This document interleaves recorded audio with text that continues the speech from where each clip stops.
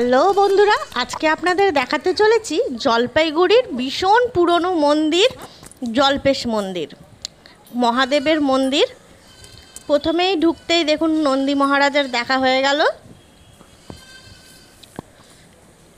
এরপরে চলে যাব মহাদেবের কাছে।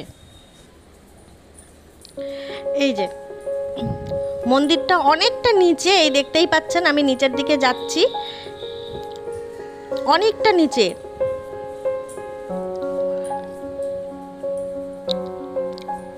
আসুন আমার সাথে দেখে নিন, আপনারাও একবার মহাদেবের দর্শন করুন। এইদিকে এবার পুরো মন্দিরটা দেখে নিন, বিশাল বড় জায়গা জুড়ে মন্দিরটা।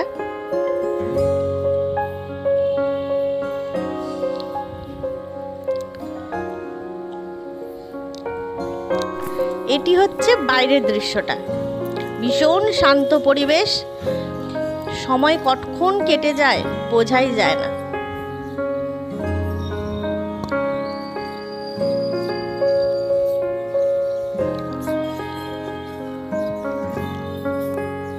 এরই মধ্যে পাশে একটি আছে মহাকাল মন্দির, সেই মহাকাল মন্দিরেরও আমরা দর্শন করব।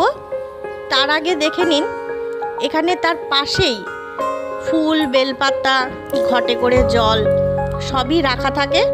আপনারা যারা যারা জল ঢালতে চাবেন এখান থেকে নিয়ে পুজো দিয়ে জল ঢালতে পারবেন।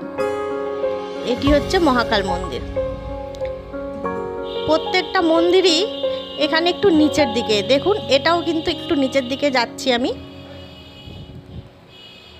দেখতেই পাচ্ছেন। এই যে আপনারাও আমার সাথে একবার দর্শন করে নিন মহাকাল বাবার।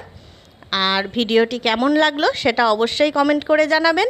একবার হলেও জলপাইগুড়িতে আসলে এই মন্দিরের দর্শন করবেন, খুব ভালো লাগবে, কথা দিচ্ছি। হর হর মহাদেব। টাটা।